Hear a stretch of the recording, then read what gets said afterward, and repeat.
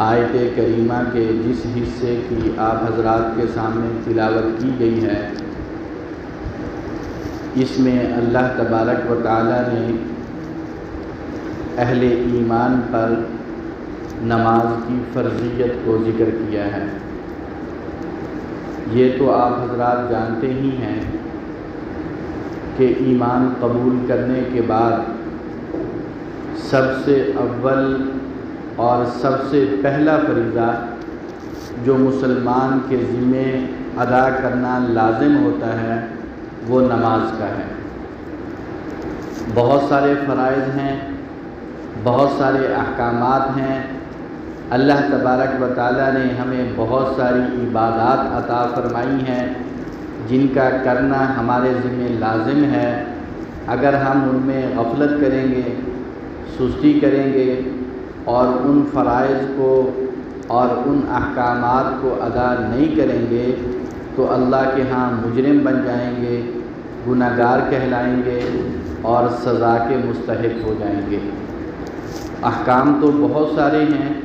لیکن ان میں سے سب سے اہم ترین فرض، سب سے اول ترین فریضہ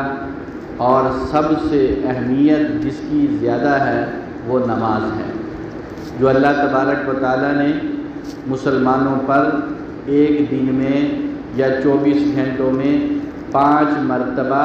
اس کے مقررہ وقت کے اوپر پڑھنا اور اس کو ادا کرنا یہ لازم قرار دیا ہے۔ اللہ تبارک و تعالیٰ کا چھوٹے سے چھوٹا حکم ایک مرتبہ بھی دے دیا جائے تو اللہ کی ذات اتنی بلند اور برتر ہے، اتنی اعلیٰ ہے، اور اللہ کے سامنے ہم اتنے کمزور ہیں، اتنے عاجز ہیں اور اتنے محتاج ہیں کہ اگر کسی چیز کے کرنے کا حکم صرف ایک مرتبہ بھی دے دیا جائے تب بھی اس کو ادا کرنا لازم اور ضروری ہوتا ہے،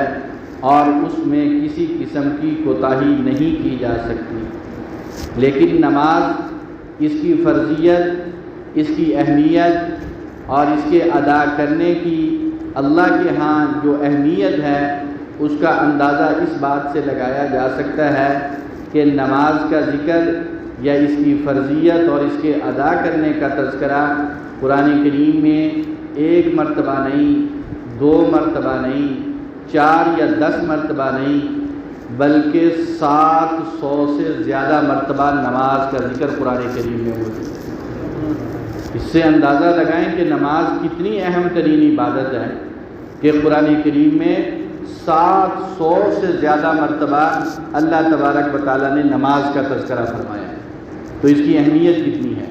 اس کی فرضیت اور اس کی عظمت جو ہے وہ اللہ تبارک و تعالیٰ کے ہاں کی، اور اس کی اہمیت اس بات سے بھی سمجھ میں آتی ہے کہ جتنے حکم بھی اللہ تبارک و تعالیٰ نے دیے ہیں وہ سارے کے سارے زمین پر دیے، سارے کے سارے زمین پر احکام نازل ہوئے ہیں۔ حضرت جبریل امین علیہ السلام اللہ کی طرف سے وحی لے کے سرور کائنات صلی اللہ علیہ وسلم پر آتے تھے اور نازل ہوتے تھے اور احکام آ کے دے کے جاتے تھے۔ بہت سارے احکام ایسے ہیں جو مکہ مکرمہ میں آئے، بہت سارے ایسے ہیں جو مدینہ منورہ میں آئے، بہت سارے احکام ایسے ہیں جو دن میں آئے، اور بہت سارے ایسے ہیں جو رات کی تاریکی میں آئے، بہت سے احکام ایسے ہیں حضور علیہ السلام کسی سفر مبارک میں ہیں، وہاں پر اللہ کی طرف سے حکم آیا، وحی کے ذریعے آتا تھا، فرشتے کے ذریعے سے آتا تھا، اور اسی زمین پر حکم نازل ہوتا تھا کہ خود بھی کرو اور امت کے لوگوں کو بتاؤ کہ یہ کام اس طرح کرنا ہے، یہ کام اب تمہارے ذمہ لازم ہو گیا ہے، اس کو تم نے یہ کرنا ہے۔ روزے کی فرضیت ہے، زکوٰۃ کی فرضیت ہے، حج عمرے کی فرضیت ہے، اسی طرح اور بہت سارے احکامات ہیں، وہ سارے کے سارے اسی زمین پر نازل ہوئے۔ لیکن جب نماز کی باری آئی تو اللہ تبارک و تعالیٰ نے حضور سرور کائنات صلی اللہ علیہ وسلم کو عرشوں پہ اپنے پاس بلایا، وہاں آپ کو بلایا گیا، اور وہاں آپ کو بلا کے اللہ نے اپنا قرب نصیب کیا، اپنی محبت عطا فرمائی، اور اللہ تبارک و تعالیٰ نے اپنا دیدار اور اپنی ہم کلامی کا شرف عطا فرمایا، اتنی بڑی نعمت عطا کی، اور پھر ساتھ نماز کا تحفہ عطا فرمایا کہ میرے محبوب آپ زمین سے چل کے آسمانوں سے ہوتے ہوئے اور سدرۃ المنتہا کو پار کرتے ہوئے ایسی جگہ پر پہنچے ہیں جہاں آپ سے پہلے کوئی نہیں پہنچ سکا ہے۔ اللہ نے آپ کو اتنا قرب عطا کر دیا ہے کہ آپ کے اور اللہ کی ذات کے درمیان ایک کمان یا دو کمانیں اتنا فاصلہ باقی رہ گیا ہے۔ آپ اللہ کے اتنے قریب ہوئے، اللہ نے آپ کو اپنا اتنا حبیب اور محبوب بنایا ہے۔ اب اللہ اپنی شان کے مطابق آپ کو اور آپ کی امت کے لوگوں کو ایک تحفہ دینا چاہتے ہیں۔ تو اس سے اندازہ لگائیں کہ اللہ نے جب بلایا ہے اور اتنے اہتمام کے ساتھ بلایا ہے اور اتنی عزت کے ساتھ اور عظمت کے ساتھ بلایا ہے اور اللہ نے اتنا قرب عطا فرمایا ہے، تو وہاں جو چیز تحفے کے طور پر دی جا رہی ہوگی وہ کوئی عام چیز نہیں ہوگی۔ وہ اللہ تبارک و تعالیٰ نے شریعت کا حکم نماز کا تحفہ عطا فرمایا۔ یہ نماز اللہ تبارک و تعالیٰ نے عطا فرمائی ہے اور کہا کہ یہ آپ کے لیے بھی تحفہ ہے اور آپ کی امت کے لوگوں کے لیے بھی اللہ کی طرف سے یہ تحفہ ہے۔ اسی لیے تو کہا جاتا ہے الصلاۃ معراج المومن،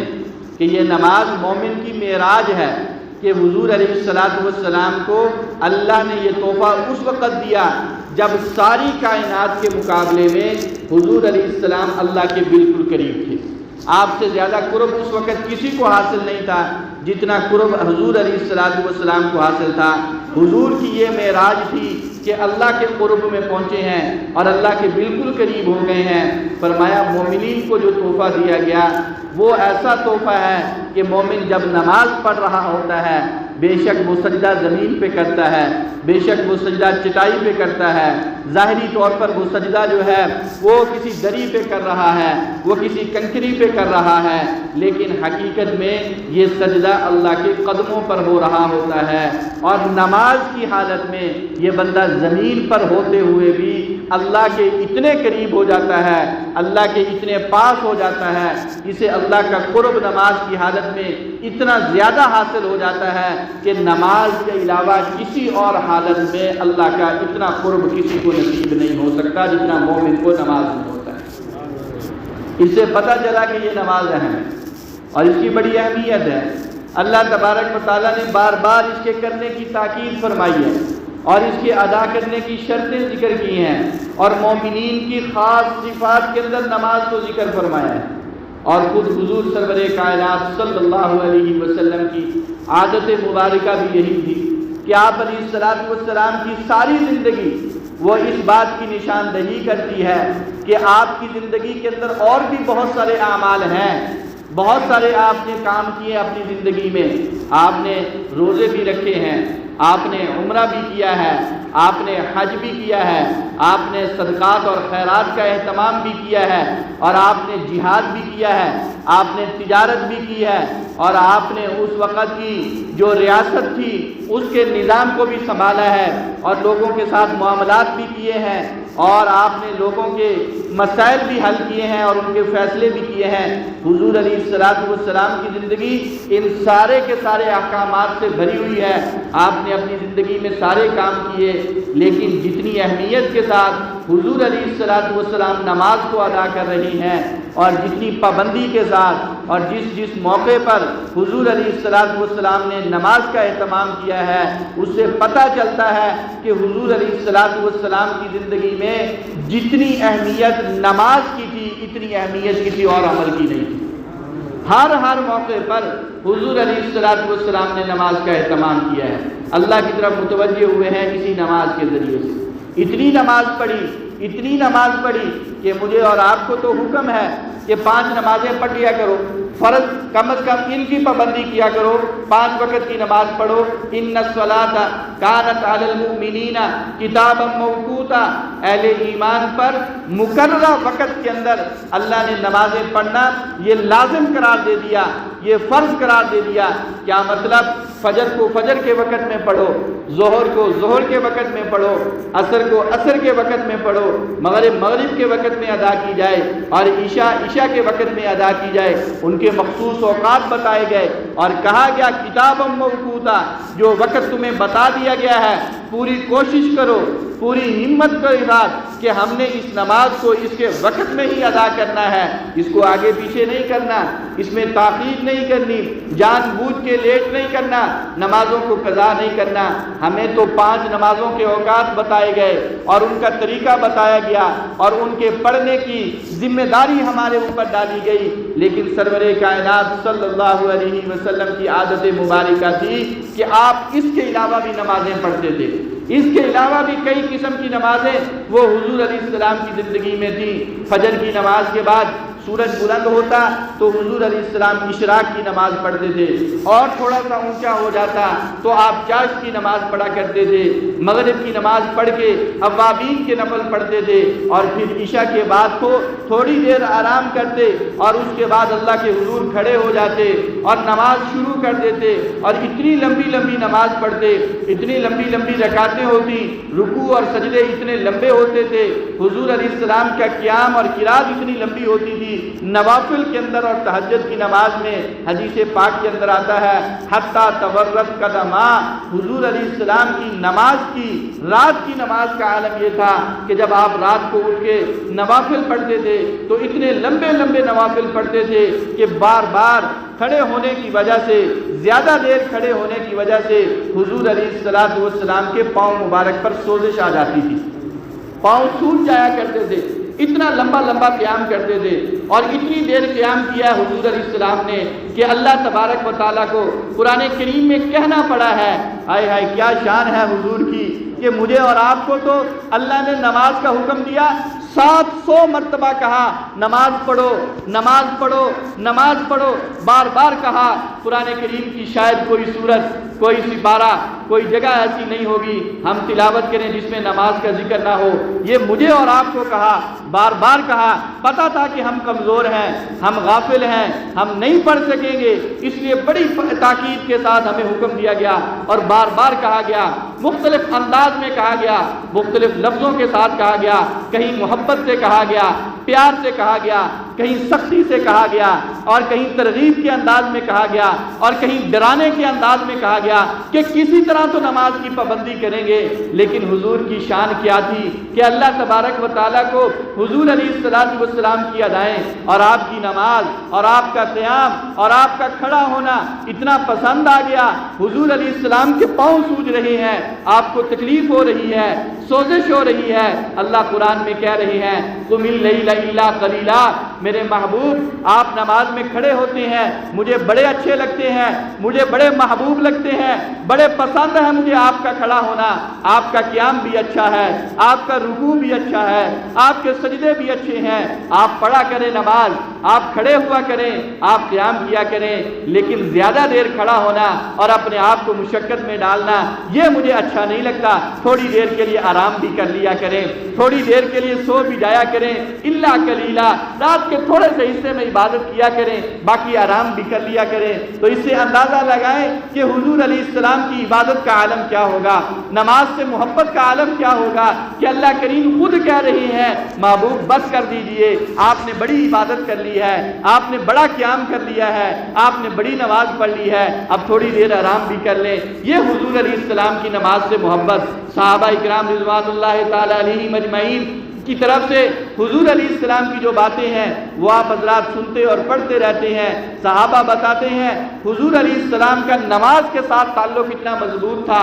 اتنا گہرا تھا، نماز کا اتنا اہتمام اور اتنی فکر تھی کہ تھوڑی سی ہوا تیز چلتی آپ فوراً مسجد میں آ جاتے، نوافل کا اہتمام شروع کرتے، بادل آتے حضور علیہ السلام فوراً نماز کی طرف متوجہ ہو جاتے، کوئی سخت امر پیش آتا آپ فوراً نماز کی طرف آ جاتے، کوئی پریشانی کوئی صدمہ ہوتا آپ فوراً نماز کی طرف متوجہ ہو جاتے۔ ہر موقع پر حضور علیہ السلام نے نماز پڑھی ہے، سفر میں جا رہی ہیں تب بھی نوافل پڑھ کے جا رہی ہیں، سفر سے واپس آ رہی ہیں پھر بھی نوافل پڑھ رہی ہیں، میدان جہاد میں پہنچے ہوئے ہیں، دشمن سامنے صفیں سیدھی کر رہا ہے اور حضور نماز کے ذریعے سے اللہ کی مدد کو حاصل کر رہی ہیں، اور حضور علیہ السلام نے شہروں کو فتح کیا ہے تو شکرانے کے طور پر آپ نے نوافل پڑھے ہیں۔ ہر موقع پر حضور علیہ السلام نماز کی طرف متوجہ ہو رہے ہیں۔ مسلمانوں کو یہ پیغام دیا جا رہا ہے کہ اللہ کی مدد حاصل کرنی ہے تو اس کا بہترین طریقہ نماز ہے، اللہ کی نصرت حاصل کرنی ہے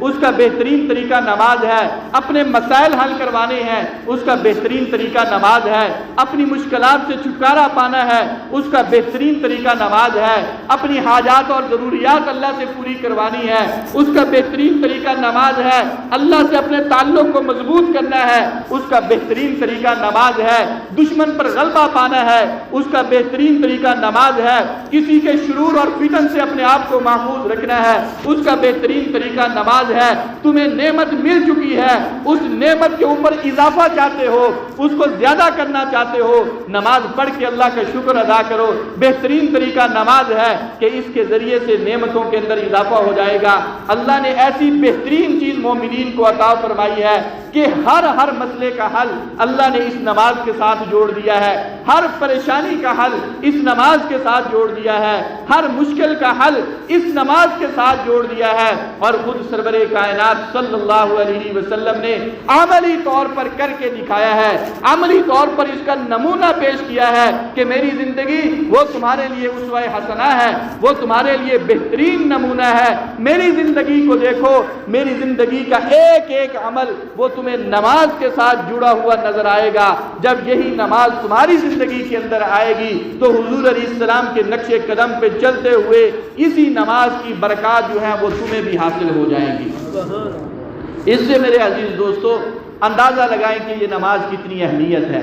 کتنا اہم ترین فریضہ ہے جس کی پابندی کا ہمیں کہا گیا ہے، اور آپ حضرات سنتے رہتے ہیں صرف اور صرف یاد دہانی مقصود ہے، تذکیر مقصود ہے، بار بار جس چیز کا تذکرہ ہوتا ہے وہ عربی کا محاورہ اور مقولہ ہے اذا تکرر تکرر، کہ جب بار بار کسی چیز کا ذکر کیا جائے تو وہ پکی ہو جایا کرتی ہے، وہ یاد ہو جایا کرتی ہے، جب بار بار کسی چیز کا ذکر کریں گے اس کی اہمیت دل دماغ میں بیٹھتی ہے، اس کی عظمت کا انسان کو پتہ چلتا ہے۔ اب نماز کے بارے میں فرضیت کی جو باتیں ہیں، اس کی اہمیت کی جو باتیں ہیں، اس کی جو شرائط ہیں، اس کے جو آداب ہیں، اس پر جو انعامات ملتے ہیں اور اس پر جو ثمرات حاصل ہوتے ہیں، اور اس نماز سے جو فوائد انسان کو دنیا اور آخرت کی زندگی میں، انفرادی اور اجتماعی زندگی میں، گھر بار اور باہر کی زندگی میں، ذاتی اور خاندانی زندگی میں، نجی اور قومی زندگی کے اندر اس نماز کے ذریعے سے انسان کو جو فوائد حاصل ہوتے ہیں، یہ ساری چیزیں وہ ہیں جو ہم نے بار بار سنی ہیں، بار بار پڑھی ہیں، بار بار ہمارے سامنے ذکر ہوتا ہے۔ ان کو بار بار دہرانے کا مقصد یہ ہے کہ جب بار بار اس کا تذکرہ کیا جائے گا تو اس کی اہمیت، اس کی عظمت اور اس کی شان و شوکت وہ ہمارے دل دماغ کی گہرائیوں میں بیٹھے گی، اور کچھ وقت گزرنے کے بعد جو ہمارے اندر سستی آ جاتی ہے، جو غفلت آ جاتی ہے، اور جو ہمارے اندر لاپرواہی آ جاتی ہے اور ہم نماز سے غافل ہو جاتے ہیں اور اس اہم ترین فریضے سے دور ہو جاتے ہیں اور آہستہ آہستہ اس کو چھوڑنا شروع کر دیتے ہیں، تو بار بار ذکر کرنے کا مقصد یہ ہے کہ جب یہ ذہن کے اندر بیٹھ جائے گی، دل دماغ کی گہرائی میں یہ بات اتر جائے گی، تو پھر اس کو چھوڑنا ہمارے لیے آسان نہیں ہوگا، پھر اس کی پابندی بھی ہمارے لیے ہو جائے گی۔ حضور علیہ السلام کے آخری حالات ہیں، آخری زندگی کا دور ہے، آپ علیہ السلام بیمار ہیں، اور اتنے بیمار ہو گئے کہ آپ علیہ السلام کی حالت یہاں تک پہنچ گئی۔ صحیح احادیث کے اندر واقعات آتے ہیں کہ ایک موقع پر حضور علیہ السلام جب آخری زندگی کے ایام میں بیمار ہوئے، ایک دن آپ کی کیفیت یہ تھی کہ نماز کا وقت ہوا، اب مسجد نبوی کے ساتھ حضور علیہ السلام کا روضہ اطہرہ ہے اور آپ کا حجرہ مبارک ہے جہاں آپ قیام کیا کرتے تھے۔ مسجد میں اذان ہوئی اور صحابہ نماز کی تیاری کر کے مسجد میں جمع ہوئے۔ حضور علیہ السلام پر بخار اور بیماری کا شدید حملہ تھا، اور اتنا بخار تھا، وہ بیماری کی شدت اتنی تھی، صحابہ کہتے ہیں جب ہم حضور علیہ السلام کو پوچھنے کے لیے آپ کے گھر جاتے تھے، ان حالات میں آپ علیہ السلام کے سر مبارک میں اتنی تکلیف ہوتی تھی کہ درد کی وجہ سے آپ نے اپنے پیشانی پر ایک موٹی پٹی باندھی ہوئی تھی کہ اس سے درد میں کچھ افاقہ ہو جائے، اور جب کوئی صحابی تیمارداری کے لیے حضور کے پاس جاتا تھا اور محبت اور شفقت سے حضور کی پیشانی پہ یوں کر کے ہاتھ رکھتا، فرمایا پیشانی اتنی گرم ہوتی تھی کہ اس چادر اور کپڑے کے اوپر سے اس کی شدت محسوس ہوتی تھی۔ حضور کی بیماری کا عالم یہ فرمایا ان دنوں میں حضور علیہ السلام کو جب بیماری کی یہ کیفیت ہوئی، بخار اتنا شدید ہو جایا کرتا تھا کہ آپ علیہ السلام کو جب سردی لگتی آپ نے اپنے اوپر بڑا لحاف، موٹا لحاف لیا ہوا ہوتا تھا، اور کبھی کسی نے جا کے اس لحاف کے اوپر سے حضور کے ہاتھ مبارک یا آپ کی کلائی پر اپنا ہاتھ رکھا، نیچے جسم اتنا گرم ہوتا تھا کہ اس لحاف کے اوپر سے اس کی شدت اور حرارت محسوس ہوتی،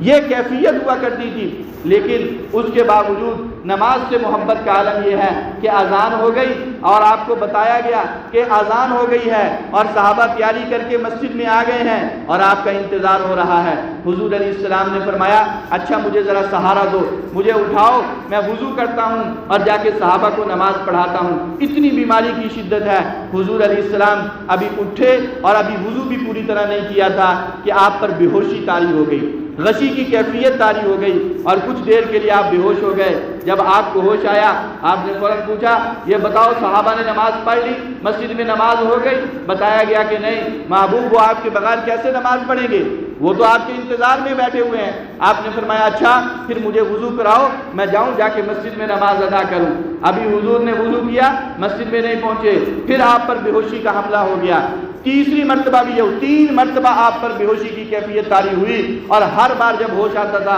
آپ پوچھتے تھے کہ بتاؤ صحابہ نے نماز پڑھ لی؟ نہیں محبوب، وہ آپ کی انتظار میں بیٹھے۔ جب 3 مرتبہ آپ نے کوشش کی اور تینوں مرتبہ آپ پر غشی طاری ہو جاتی تھی، بے ہوشی طاری ہو جاتی تھی، تو تیسری مرتبہ ہوش آیا۔ آپ نے کہا نماز ہو گئی؟ کہا نہیں ہوئی۔ کہا اب لگتا یہ ہے بیماری اتنی بڑھ گئی ہے، کمزوری اتنی آ گئی ہے کہ اب میں مسجد تک نہیں جا سکوں گا، شاید میں جا کے نماز نہ پڑھا سکوں۔ ایسا کرو ابو بکر ان میں موجود ہوں گے، ان کو جا کے کہو کہ وہ میرے مصلی پہ کھڑا ہو اور جا کے میرے صحابہ کو نماز پڑھا دے۔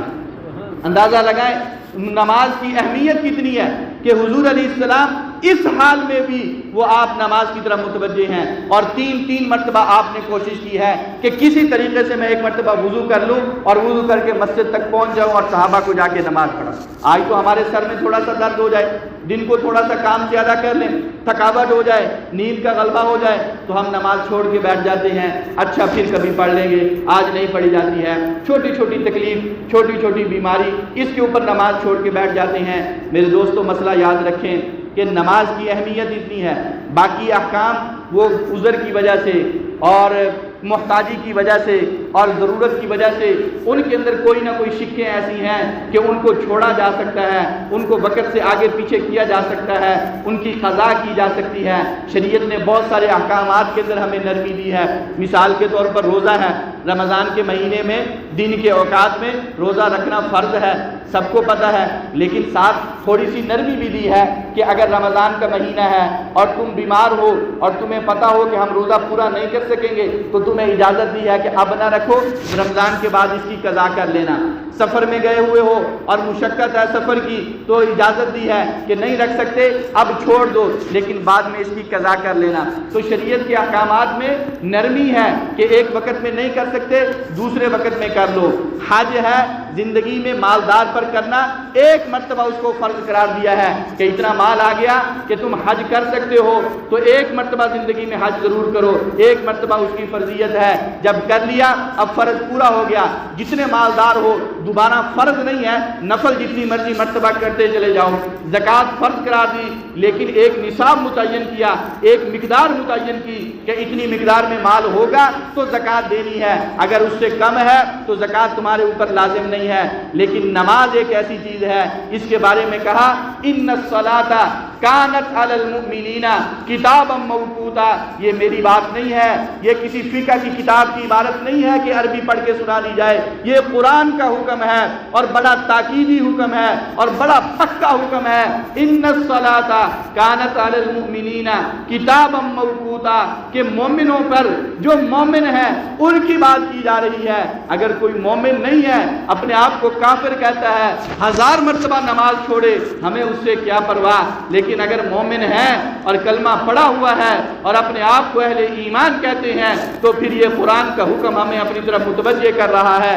ان الصلاۃ کانت علی المؤمنین، کہ بے شک نماز اہل ایمان پر فرض ہے، کتاب موقوتا وقت مقررہ کے اوپر فرض ہے، جو وقت ہے اس وقت میں ادا کرنا ضروری ہے، اس کو آگے پیچھے نہیں کر سکتے۔ ہاں اتنی سی رعایت ضرور دی ہے کہ اگر تم بیمار ہو، اگر تم کمزور ہو، اگر تمہیں عذر ہے اور تمہیں کھڑے نہیں ہو سکتے تو بیٹھ کے نماز پڑھ لو، بیٹھ کے نہیں پڑھ سکتے لیٹ کے پڑھ لو، رکوع سجدہ نہیں کر سکتے اشارے سے رکوع سجدہ کر لو، تھوڑا سا اشارہ کر دو گے اللہ تمہارے اشاروں کو بھی قبول کر لیں گے، رکوع اور سجدے کے قائم مقام بنا دیں گے۔ لیکن یاد رکھو نماز چھوڑنے کی اجازت نہیں دی گئی ہے، یہ نہیں کہا کہ کھڑے نہیں ہو سکتے تو نماز نہ پڑھو، بیٹھ نہیں سکتے تو نماز نہ پڑھو، لیٹ کے نہیں پڑھ سکتے نہ پڑھو، بلکہ ایک حالت سے دوسری حالت میں اگر پہنچ گئے ہیں لیکن اتنی سی زندگی باقی ہے، اتنا سا طاقت تمہارے جسم میں باقی ہے کہ تھوڑا بہت تم اشارہ کر سکتے ہو، اشارے کے ساتھ ہی نماز پڑھو، پڑھو ضرور۔ اس کی فرضیت کسی صورت کے اندر بھی ختم نہیں ہوتی ہے، کسی صورت میں بھی ساقط نہیں ہوتی ہے۔ اس سے ہم اندازہ لگائیں کہ یہ نماز ہمارے لیے کتنا اہم ترین فریضہ ہے کہ کسی صورت میں چھوڑنے کی اجازت نہیں ہے۔ یہاں تک کہا گیا ہے کہ لیٹ کے اگر تم پڑھ سکتے ہو تو لیٹ کے پڑھو، اگر تم اتنے بیمار ہو گئے کہ وضو نہیں کر سکتے، پانی استعمال نہیں کر سکتے، تیمم کرو اور مٹی کا ڈھیلا استعمال کرو اور تیمم کر کے پھر بھی نماز پڑھو، جس طرح بھی پڑھ سکتے ہو پڑھو، اللہ تمہارے ان ٹوٹے پھوٹے سجدوں کو بھی قبول کر لیں گے اور اس پر بھی اجر عطا کر دیں گے۔ لیکن یاد رکھو چھوڑنے کی اجازت کسی صورت میں بھی نہیں دی گئی۔ صحابہ اکرام رضوان اللہ تعالی علیہم اجمعین بتاتے ہیں کہ ایک موقع حضور کی زندگی میں ایسا بھی آیا کہ محبوب پیغمبر علیہ السلام نے ابو بکر کو پہلے سے کہہ دیا تھا کہ میں بیمار ہو گیا، نمازیں آپ میری جگہ پہ پڑھایا کرو۔ ایک دن ابو بکر نے مسجد نبی میں نماز شروع فرما دی رضی اللہ تعالی عنہ، ان کی اقتداء میں صحابہ نماز پڑھ رہے ہیں، حضور علیہ السلام اپنے حجرے مبارک کے اندر تھے، آپ کو لگا کہ آج میں مسجد تک جا سکتا ہوں اور وہاں جا کے نماز پڑھ سکتا ہوں۔ آپ کے پاس اس وقت حضرت علی موجود تھے، حضرت عباس موجود تھے رضی اللہ تعالی عنہما، ان دونوں حضرات کو آپ نے کہا کہ مجھے تھوڑا سا سہارا دو، میں مسجد میں جا کے نماز پڑھنا چاہتا ہوں۔ حضور علیہ السلام کی حالت یہ تھی، صحابہ کہتے ہیں جب آپ اپنے حجرے سے باہر نکلے، ایک ہاتھ حضرت علی کے کندھے پہ رکھا ہوا تھا، دوسرا ہاتھ حضرت عباس کے کندھے پہ رکھا ہوا تھا اور دو آدمیوں کا آپ نے سہارا لیا ہوا تھا اور آپ یوں چل کے آ رہے تھے نماز کے لیے۔ اور کمزوری، نکاہت اور ذوق کا عالم یہ تھا کہ محبوب پیغمبر اپنے پاؤں اٹھا کے زمین پر نہیں رکھ سکتے تھے، سہارا ضرور ان کا لیا ہوا تھا لیکن پاؤں زمین پر گھسٹتے ہوئے آ رہے تھے۔ اس انداز میں حضور علیہ السلام تشریف لائے، آپ کھڑے ہو کے نماز نہیں پڑھ سکتے تھے، آپ مصلی کے پاس آئے اور ابو بکر کے پہلو میں بیٹھے اور وہاں پر بیٹھ کے آپ نے نماز پڑھائی ہے۔ جس نبی نے ہمیں نماز کی اتنی اہمیت سکھائی ہے کہ اس طرح دو بندوں کا سہارا لے کے بھی اگر تم مسجد تک پہنچ سکتے ہو تو پہنچو اور آ کے نماز ادا کرو۔ آج اس کے امتی نماز کے بارے میں غافل ہو جائیں اور یہ کہیں کہ ہمارے پاس وقت نہیں ہے نماز پڑھنے کے لیے، اور یہ کہیں کہ ہماری صحت ہمیں اجازت نہیں دیتی نماز پڑھنے کے لیے، اور یہ بہانہ کریں کہ ہماری ملازمت ہمیں اجازت نہیں دیتی نماز پڑھنے کے لیے، اور یہ کہیں کہ فلاں عذر اور فلاں بیماری ہے جس کی وجہ سے میں نماز نہیں پڑھ سکتا، تو بتائیں یہ عذر اللہ کے ہاں کہاں قابل قبول ہونے والے ہیں؟ آج تو ہمارے ہاں نماز چھوڑنے کا اور کوئی بہانہ نہ ہو، اور کوئی بہانہ نہ ہو تو سب سے بڑا بہانہ نماز نہ پڑھنے کا یہ ہوتا ہے کہ جی میرے کپڑے پاک نہیں ہیں، میرے کپڑے صاف نہیں ہیں، اس لیے میں نماز کے لیے نہیں آ سکتا۔ ذرا غور سے سوچیں، یہ بھی کوئی عذر ہے کہ میں نماز نہیں پڑھ سکتا؟ کیوں؟ میرے کپڑے پاک نہیں ہیں، میرے کپڑے صاف نہیں ہیں۔ آج تک ہم نے کوئی دعوت چھوڑی ہے اس وجہ سے کہ میرے صاف کپڑے نہیں ہیں تو میں دعوت میں نہیں جاؤں گا؟ ہم نے کوئی شادی چھوڑی ہے، کوئی تقریب چھوڑی ہے، کوئی دوستوں کی محفل چھوڑی ہے، دنیا کا کوئی کام چھوڑا ہے اس بنیاد پر کہ کپڑے صاف نہیں ہیں میں نہیں جا سکتا؟ اگر نہیں صاف تو صاف کر کے جائیں گے، اچھے پہن کے جائیں گے، غسل کر کے جائیں گے، پورے اہتمام اور تیاری کے ساتھ جائیں گے، اور اگر صاف کپڑے نہیں ہیں تو انہی کے ساتھ چلے جائیں گے۔ عذر کسی جگہ پر کپڑوں کا نہیں ہے، اور کپڑوں کا عذر اگر بنتا ہے تو وہ صرف نماز کے لیے بنتا ہے۔ اللہ کو کیا منہ دکھائیں گے اور کس طرح اللہ کے سامنے پیش ہوں گے؟ تو اس لیے عزیز دوستو، عرض کرنے کا مقصد یہ ہے کہ نماز کی اہمیت کو سمجھیں، اس کی افادیت ہمارے سامنے ہونی چاہیے۔ قرآن کریم میں ہے کچھ لوگ ایسے ہوں گے قیامت کے دن جن کو جہنم میں ڈالا جائے گا، اور جہنم کی ایک وادی ہے جس کو سقر کہا جاتا ہے، اس سقر وادی کے اندر ان کو ڈالا جائے گا۔ قرآن کہتا ہے ما سلککم فی سقر۔ تو جس طرح ہوتا ہے نا دنیا کے اندر، کوئی جیل میں چلا گیا ہے، کسی پر کوئی مقدمہ ہو گیا، پولیس اٹھا کے لے گئی، اس کے دوست، اس کے عزیز، رشتہ دار، جاننے والے ملاقات کے لیے جاتے ہیں، اور وہاں جا کے اس سے پوچھتے ہیں بھائی کیا ہوا، کون سا جرم کیا، کس جرم میں تجھے اٹھا کے لائے ہیں، بتا تو صحیح کچھ۔ تو جہنمی جب جہنم میں جائیں گے تو اہل جنت کو اللہ موقع دیں گے کہ جاؤ جا کے تم بھی ان سے ملاقات کرو، دیکھو یہ کس حال میں پڑے ہیں۔ تو کچھ جنتی وہاں پر پہنچیں گے اس سقر وادی میں، اور ان سے جا کے ملاقات کریں گے اور پوچھیں گے ما سلککم فی سقر، بتاؤ تم یہاں کیسے آ گئے،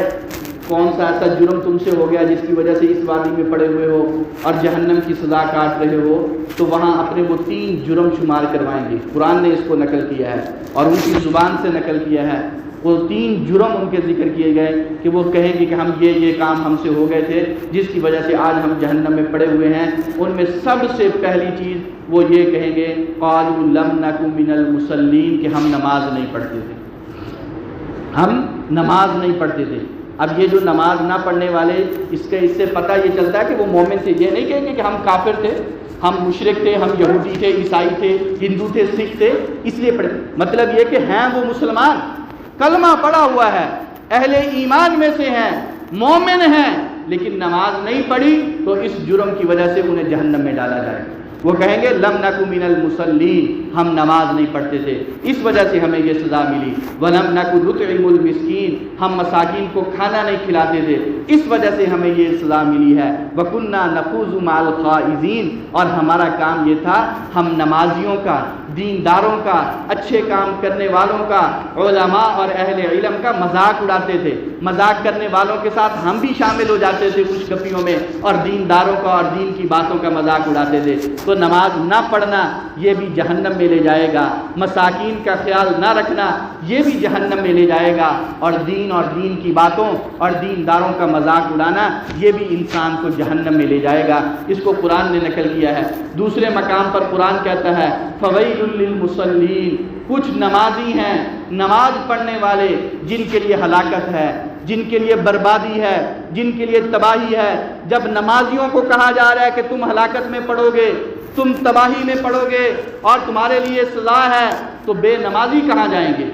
جنہوں نے پڑھی نہیں ہے ان کا کیا حال ہوگا؟ یہ تو نمازیوں کو کہا جا رہا ہے فویل للمصلین، کہ نماز پڑھ رہے ہو پھر بھی ہلاکت ہے، پھر بھی تباہی ہے۔ وہ کون سے نمازی؟ الذین هم فی صلاتہم عن صلاتہم ساہون، فرمایا یہ وہ نمازی ہیں جو اپنی نمازوں سے غافل تھے، جو اپنی نمازوں سے غافل تھے۔ کس طرح غافل تھے؟ علماء نے 2 باتیں لکھی ہیں۔ ایک تو یہ کہ نماز پڑھتے تھے لیکن وقت کا خیال نہیں رکھتے تھے، وقت کی پابندی نہیں کرتے تھے، قضا کر کے پڑھ لیتے تھے، ایسے ہی بلا وجہ بیٹھے رہتے تھے، دنیا کے کاموں اور دھندوں میں لگے رہتے تھے۔ اچھا جب ٹائم ملے گا پڑھ لیں گے، کبھی پڑھی کبھی نہ پڑھی، کبھی پڑھی دیر سے پڑھی اور بے وقت کر کے پڑھی اور قضا کر کے پڑھی۔ پڑھی ہے لیکن وقت کا خیال نہیں رکھا، پڑھی ہے لیکن پوری طرح نہیں پڑھی ہے اور پوری طرح وقت کے اوپر اس کو ادا نہیں کیا ہے، اور 5 وقت کی نہیں پڑھی ہے، ان کو بھی کہا جا رہا ہے کہ تمہارے لیے ہلاکت ہے، تمہارے لیے بربادی ہے۔ اب جیسے ہوتا ہے کہ کچھ لوگ ایسے ہیں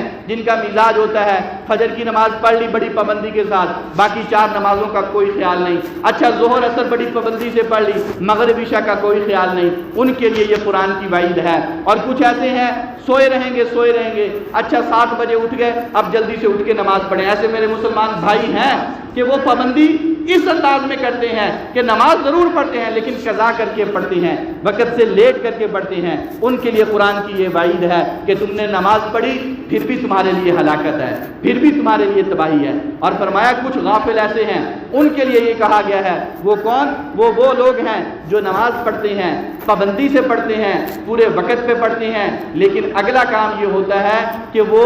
نماز پڑھتے ہوئے پوری توجہ سے نہیں پڑھتے،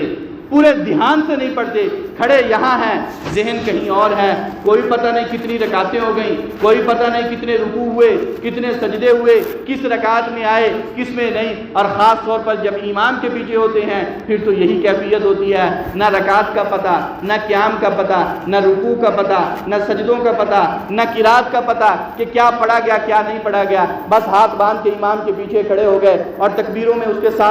ساتھ چل رہی ہیں، اور کچھ پتہ نہیں ہوتا کہ کتنی رکعتیں ہوئی ہیں کتنی نہیں ہوئی ہیں۔ یہ لوگ بھی ہیں جو نماز پڑھ کے بھی اپنی نماز سے غافل ہیں، ان کے بارے میں کہا گیا فویل للمصلین کہ نماز پڑھ کے بھی تمہارے لیے ہلاکت ہے۔ تو میرے دوستو، نمازیوں کے لیے ہلاکت ہے جو پورے اہتمام سے نہیں پڑھتے، پوری پابندی سے نہیں پڑھتے، پورے وقت پر نہیں پڑھتے اور پوری توجہ اور دھیان سے نہیں پڑھتے۔ تو اس سے اندازہ لگائیں جو بالکل غافل ہیں، جو بالکل نہیں پڑھتے ہیں، ان کا کیا حشر ہوگا۔ سرور کائنات صلی اللہ علیہ وسلم کی بڑی واضح حدیث ہے اور آپ نے دو ٹوک الفاظ میں کہا من ترک الصلاۃ متعمدا فقد کفر،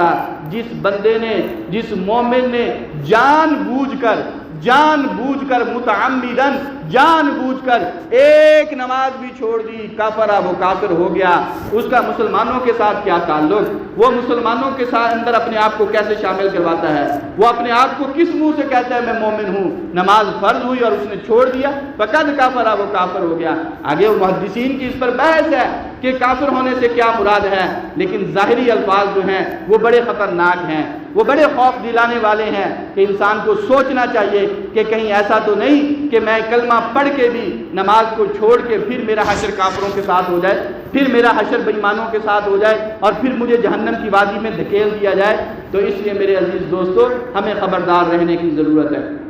حدیث پاک میں آتا ہے جہنم کے اندر ایک وادی ہے جس کا نام ہے لملم، اس وادی کا نام لملم ہے۔ فرمایا اس میں سانپ ہوں گے اور وہ سانپ ایسے ہوں گے جیسے دنیا کے اندر اونٹ ہوتے ہیں، اونٹوں کے برابر اتنی بڑی بڑی ان کی جسامت اور اتنے موٹے تازے اور اتنے بڑے بڑے سانپ ہوں گے۔ فرمایا اس وادی کے اندر بے نمازیوں کو ڈالا جائے گا، بے نمازیوں کو وہاں سزا دی جائے گی۔ ہے کسی کی جرت اتنے سے سانپ کا مقابلہ کر سکے؟ سارے ڈر کے مارے بھاگ جائیں، کوئی بھی سامنے نہ آئے، اور وہاں جو اتنے بڑے بڑے سانپ ہوں گے کہاں ان کا زہر اور ان کا ڈنک برداشت کیا جا سکے گا۔ ایک حدیث میں ہے حضور علیہ السلام نے فرمایا جہنم کے اندر ایک وادی ہے، جس طرح مختلف بیرکیں ہوتی ہیں نا مختلف، تو جہنم میں بھی اللہ نے مختلف وادیاں بنائی ہیں اور مختلف خانے بنائے ہوئے ہیں۔ ایک وادی ہے جس کا نام ہے جبل الحزن، جبل کا معنی پہاڑ، حزن کا معنی غم، غم کا پہاڑ، صدمے کا پہاڑ کہ جو اس میں آ گیا اس سے بڑا غم اور کوئی ہو ہی نہیں سکتا۔ اس میں بھی بے نمازیوں کو ڈالا جائے گا اور اس میں کیا ہوگا؟ فرمایا اس میں بچھو ہوں گے اور وہ بچھو ایسے ہوں گے خچر کے برابر، خچر کے برابر ان کی جسامت ہوگی۔ اتنا سا بچھو اگر کسی کو لڑ جائے نا تو اس کی کیا حالت ہوتی ہے، وہ اس کا اندازہ میں اور آپ اچھی طرح جانتے ہیں کہ کیا اس کی کیفیت ہوتی ہے اور کس طرح وہ تڑپ رہا ہوتا ہے اس بچھو کے زہر کی وجہ سے۔ اور جس کو اس خچر جتنے بچھو نے ایک مرتبہ ڈس لیا تو اس کے ساتھ پھر کیا بیتے گی۔ یہ بے نمازی کے لیے ہے، نماز چھوڑنے کی وجہ سے ہے، تو اس لیے اس کا اہتمام بڑا ضروری ہے۔ قرآن کریم میں اللہ فرماتے ہیں وَأْمُرْ أَهْلَكَ بِالصَّلَاةِ وَاسْتَبِرْ عَلَيْهَا، حضور سرور کائنات صلی اللہ علیہ وسلم کو کہا گیا ہے کہ خود نماز پڑھیں، اپنے اہل و عیال کو تنقید کریں، اپنے گھر والوں کو تلقین کریں، ان کو بتایا کریں کہ نماز فرض ہے اور ان کا اہتمام کروائیں، خود بھی پڑھنی ہے، اپنے بچوں سے پڑھوانی ہے، اپنے اہل و عیال سے، گھر والوں سے، سب کو نماز پر لگانا ہے۔ یہ قرآن کا حکم ہے اور حضور کے ذریعے سے پوری امت کو خطاب کیا جا رہا ہے کہ صرف اپنی نماز نہیں بلکہ دوسروں کی نماز کی بھی فکر کرنی ہے۔ حضور سرور کائنات صلی اللہ علیہ وسلم فرماتے ہیں کہ جب کسی بچے کی عمر 7 سال ہو جائے، 7 سال، ابھی وہ بالغ نہیں ہے، شریعت کے احکام اس کے اوپر لاگو نہیں ہوئے، وہ مکلف نہیں ہے، وہ معصوم ہے، اس کے اوپر کوئی ابھی اس کا اعمال نامہ کھلا نہیں ہے، حساب کتاب اس کا لکھا نہیں جا رہا، لیکن نماز کی اہمیت کی وجہ سے حضور علیہ السلام نے فرمایا جب کسی بچے کی عمر 7 سال ہو جائے، ماں باپ کو چاہیے کہ شوق کے ساتھ، ترغیب دے کے، محبت کے ساتھ، پیار کے ساتھ نماز کے فائدے اس کو بتائے اور اس کو ترغیب دے کے نماز پڑھوائے، اپنے ساتھ مسجد میں لے کے آئے، نماز کا اہتمام کروائے کہ بچہ ہے اور اس کو تھوڑا تھوڑا آہستہ آہستہ نماز کی طرف لگاؤں گا تاکہ جب یہ جوان ہو تو پوری طرح نماز کا پابند ہو، نماز کی اہمیت کا اسے پتہ ہو اور نماز کی فرضیت کا پتہ ہو، پھر بالغ ہونے کے بعد کم از کم یہ نماز نہ چھوڑے۔ فرمایا جب 7 سال کا ہو جائے تو شوق دلایا کرو، ترغیب پیدا کیا کرو اور ان کو نماز پہ لگایا کرو، اور 10 سال کا ہو جائے پھر بھی وہ نماز نہیں پڑھتا اور غافل ہو جاتا ہے، پھر اگر تمہیں مارنا بھی پڑتا ہے تو اس کو مارو، اس کو سزا دینی پڑتی ہے اس کو سزا دو، اسے کوئی 2-4 تھپڑ لگانے پڑتے ہیں لگاؤ، تاکہ اور اس کو نمازی بناؤ، اس کو نماز کی اہمیت کا پتہ چلے کہ بالغ ہونے سے پہلے پہلے وہ نماز کا پابند ہونا چاہیے۔ یہ حضور سرور کائنات صلی اللہ علیہ وسلم نے میری اور آپ کی ذمہ داری بتائی ہے کہ اپنی نسلوں کو، اپنی اولادوں کو، اپنے اہل و عیال کو اور اپنی خاندان کو ہم نے نمازی کس انداز میں بنانا ہے، اور اپنے بچوں پر ہم نے کس طرح محنت کرنی ہے۔ ہم نے اپنے بچوں کو تو کیا بتانا ہے، ان کو تو نماز پہ کیا لگانا ہے۔ ہمارا اپنا حال یہ ہے کہ 40 سال 50 اور 60 سال زندگی کی گزارے بیٹھے ہیں، جب ہم خود نماز کی پابندی نہیں کر رہے ہمارے بچے کہاں نماز کی پابندی کریں گے؟ ہم بچوں کو کیا ترغیب دیں گے اور ان کو کیا شوق دلائیں گے اور ان کو کس طرح مسجد کی طرف متوجہ کریں گے؟ یہ ساری کی ساری کمزوری ہمارے اندر پائی جاتی ہے۔ ہم تو فرائض کا اہتمام نہیں کرتے، نماز باجماعت کا اہتمام نہیں کرتے، تکبیر اولیٰ کا اہتمام تو بہت بڑی بات ہے، یہ تو بڑے خوش نصیب لوگوں کو یہ چیز ملا کرتی ہے، اس لیے جو ہے ان چیزوں کا اہتمام بڑا ضروری ہے۔ حضرت محمد ابن سیرین رحمۃ اللہ علیہ تعبیر الرؤیا، خوابوں کی تعبیر کے اس امت کے سب سے بڑے عالم گزرے ہیں، خوابوں کی تعبیر بتایا کرتے تھے، بہت بڑے عالم تھے۔ محمد بن سیرین ان کا نام تھا، ان کی ہمشیرہ تھی جس کا نام تھا حفصہ بن سیرین، سیرین کی بیٹی حفصہ ان کا نام تھا۔ کہتے ہیں انہوں نے اپنے گھر میں ایک گوشہ، ایک کونا نماز کے لیے مختص کیا ہوا ہوتا تھا، اور حکم بھی یہی ہے کہ اہل ایمان کی عورتیں نماز کے لیے گھر میں کوئی کونا، کوئی کمرہ، کوئی گوشہ، وہ جگہ متعین کر کے رکھیں، مصلی جسے کہا جاتا ہے وہ گھر میں بنا کے رکھیں، وہاں پر نماز پڑھا کریں، تلاوت کیا کریں، ذکر اذکار کیا کریں، کہ گھر کے اندر کوئی ایسی جگہ تو عبادت کے لیے مخصوص ہونی چاہیے۔ تو حفصہ بن سیرین جو تھی انہوں نے جو اپنی گھر میں مسجد بنائی ہوئی تھی، مصلی بنایا ہوا تھا، نماز کے لیے جو جگہ مختص کی ہوئی تھی، ان کی زندگی کا یہ معمول تھا 35 سال انہوں نے اسی جگہ پر گزارے ہیں زندگی میں، 35 سال اس جگہ پہ گزارے، صرف ضرورت اور حاجت کے لیے، پیشاب پخانے کے لیے، کھانے پینے کے لیے وہاں سے باہر نکلتی تھی، جو فارغ وقت بچتا تھا وہ وہاں پہ آ کے 35 سال اس حال میں گزارا۔ اور بغداد کے قاضی گزرے ہیں، قاضی محمد بن سماع رحمۃ اللہ تعالی علیہ، بہت بڑے قاضی گزرے ہیں، وہ بتاتے ہیں کہ 40 سال اپنی زندگی میں انہوں نے کہا، وہ کہنے لگے میں نے 40 سال کا عرصہ اس حال میں اپنی زندگی میں گزارا ہے کہ ان 40 سالوں میں میری کبھی نماز کی تکبیر اولیٰ فوت نہیں ہوئی۔ کیا مطلب؟ مسجد میں نماز پڑھی ہے، جماعت کے ساتھ پڑھی ہے، امام کے پیچھے پڑھی ہے، اور اتنا اہتمام کیا ہے کہ پہلی تکبیر جسے تکبیر تحریمہ کہتے ہیں میری وہ بھی کبھی فوت نہیں ہوئی۔ صرف ایک موقع آیا کہ ایک مرتبہ، وہ بھی جب میری والدہ کا انتقال ہو گیا، تجہیز تکفین کے اندر میں مصروف تھا، میں تکبیر اولیٰ کے ساتھ، جماعت پھر بھی مجھے مل گئی لیکن تکبیر اولیٰ میری فوت ہو گئی اور میں اس کا اہتمام نہیں کر سکا۔ 40 سالوں میں صرف ایک موقع بنا ہے، اور وہ بھی اس وقت جب والدہ کا انتقال ہوا تھا اور اس کی تجہیز تکفین میں مشغول تھا، اس وجہ سے تکبیر اولیٰ کا اہتمام نہیں کر سکا۔ حاجی امداد اللہ مہاجر مکی رحمۃ اللہ علیہ علماء دیوبند کے سرخیل اور بڑے گزرے ہیں، وہ ایک مرتبہ دیوبند میں تشریف لائے، وہاں پر بہت بڑا جلسہ تھا، ہزاروں کا مجمع تھا، نماز عصر کا وقت ہو گیا، حاجی صاحب نے وضو کرنا تھا، وضو کرنے کے لیے وضو خانے پہ گئے، وہاں رش بہت زیادہ لگا ہوا تھا، آپ کی باری آتے آتے ادھر نماز کھڑی ہو گئی اور امام نے نماز پڑھانا شروع کر دی، آپ نماز کے اندر شامل ہو گئے، جماعت مل گئی، پہلی رکعت میں شامل ہو گئے، سلام پھیرا، سر پکڑ کے بیٹھ گئے، بڑے افسردہ اور پریشان بیٹھے ہیں۔ حضرت کے متعلقین نے پوچھا حضرت آج کیا بات ہو گئی، اتنے پریشان کیوں بیٹھے ہیں؟ کہنے لگے آج 22 سال کے بعد پہلی مرتبہ میری تکبیر اولیٰ فوت ہوئی ہے۔